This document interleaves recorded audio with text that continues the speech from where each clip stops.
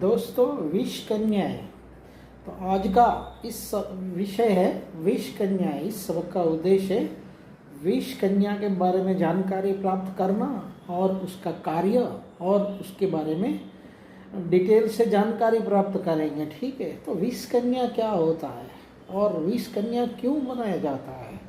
तो बहुत पुराने ज़मानों की बात है, ठीक है ना मित्रों, कि विष कन्याएं राजा महाराजा मतलब एक दूसरे की सत्ता हासिल करने के लिए विष कन्याओं को यूज़ करते थे। विष कन्या मतलब बहुत खूबसूरत होता है और बड़ा बोलने में संचल होता है। सब उसकी बोलने की भाषा बड़ी अच्छी मीठी होती है ना। आपको देखने से बहुत अच्छा लगेगा कि जैसे कि स्वर्ग से अप्सरा आई, ऐसा खूबसूरत होता है। और उसको ट्रेंड किया जाता है ऋषि मुनियों द्वारा, या तो कोई प्रधान सेवक द्वारा, या कोई राजाओं का अलग से प्रकोष्ठ होता है, उसके द्वारा उसको ट्रेन दिया जाता है ताकि वो दूसरे राजा के ऊपर उसको इस्तेमाल किया जाता है, ताकि राजनीति में एक दूसरे का राज्य हटियाने में और प्राप्त करने में मदद करता है। जैसे कि मैं एग्जांपल देता हूँ, विष कन्या के बारे में आपने जानना है तो उसको भी वैसे तो विष कन्या नहीं बोलेंगे,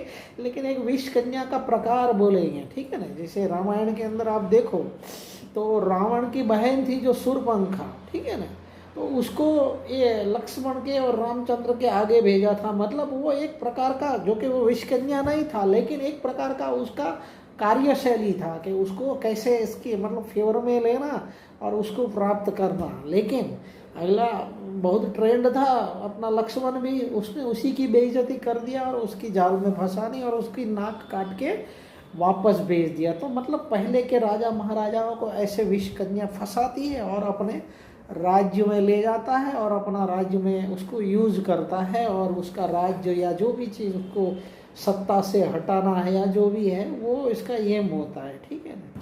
तो पहले के ज़माने में राजा महाराजा ऐसी कन्याओं को ट्रेनिंग देते थे ऋषि मुनियों, ताकि दूसरे देश का राजा के सामने इस्तेमाल करे। इसको इस्तेमाल उसको भेजेंगे कैसे न कैसे, उसकी जाल में उसको फंसाएंगे और उसको ऐसी तरीके से ट्रेनिंग देते हैं। हर जगह का हर जात का ट्रेनिंग होता है।